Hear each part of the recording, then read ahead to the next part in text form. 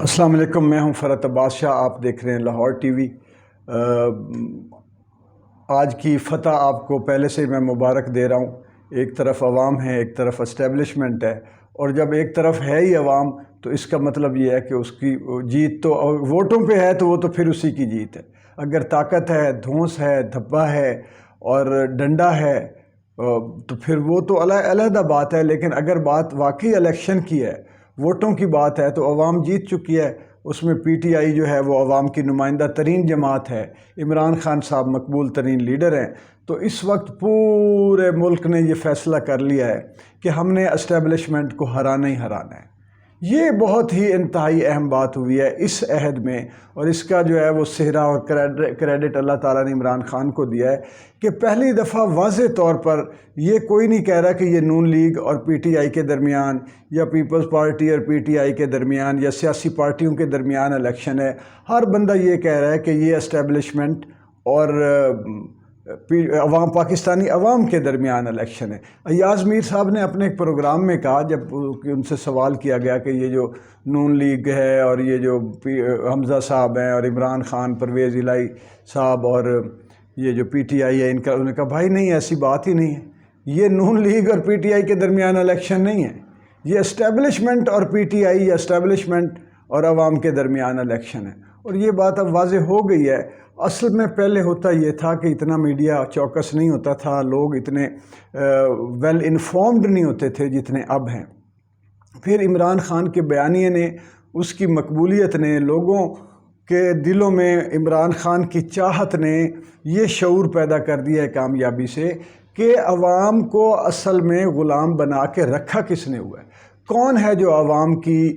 رائے پر، عوام کے مینڈیٹ پر، عوام کے ووٹوں پر ڈاکہ ڈالتا ہے، طاقت کے ذریعے، لاٹھی کے ذریعے، ڈنڈے کے ذریعے۔ تو یہ اس وقت کلیئر ہو گیا ہے۔ 4 سیٹیں تو ویسے ہی اب ان کی فارغ ہو گئی ہیں، وہ تو یعنی اگر ان کو پہلے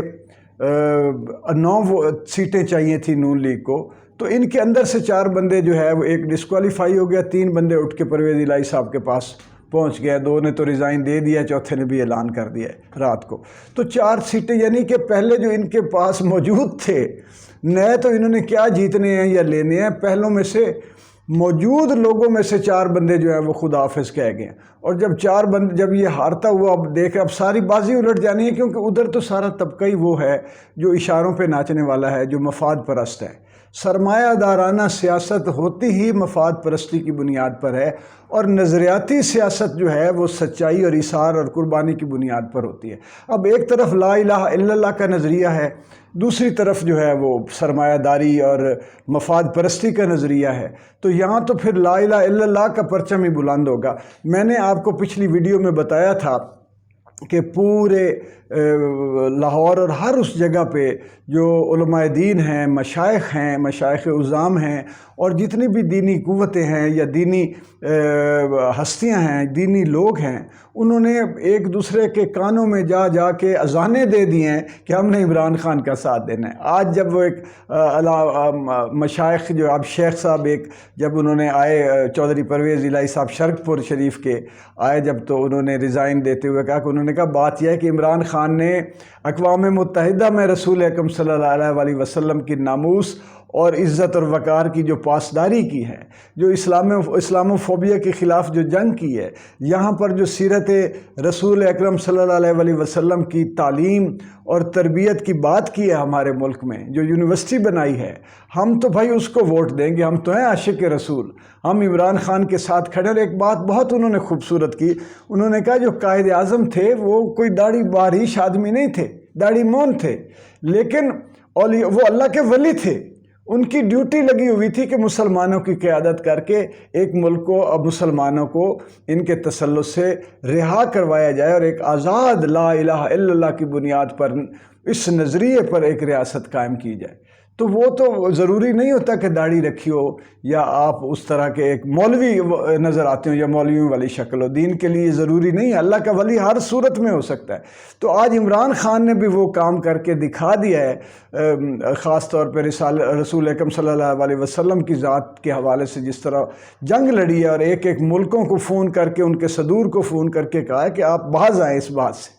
آپ یہ بدتمیزی اور گستاخی بند کریں۔ تو ہم تو بھائی ہمیں تو ہمارے مشائخ کا حکم آ گیا ہے، ہمارے احباب کا حکم آ گیا ہے کہ ہم ساتھ دیں گے اسی شخص کا جو ہمارے دین اور ایمان کے اوپر کھڑا ہوا ہے، جو ہمارے لا الہ الا اللہ کا پرچم بلند کر کے کھڑا ہوا ہے۔ تو بات تو ختم ہو گئی۔ قائد اعظم کا نظریہ وہ لے کے چلا عمران خان، لا الہ الا اللہ کا نظریہ ہر مسلمان کے دل میں ہے، اور جو اچھا غیر مسلم ہے وہ بھی اس کا احترام کرتا ہے۔ اچھا غیر مسلم بھی میں آپ کو بتاؤں، وہ بھی سرمایہ دارانہ نظام سے زد چکا ہے اور تنگ ہو چکا ہے، کیونکہ اس کی لپیٹ میں وہ صرف مذہب نہیں دیکھتا، وہ انسانوں کو کچل رہا ہے۔ یہ سرمایہ دار، یہ جو پیسے کے ذریعے سیاست، پیسے کے ذریعے تجارت، یعنی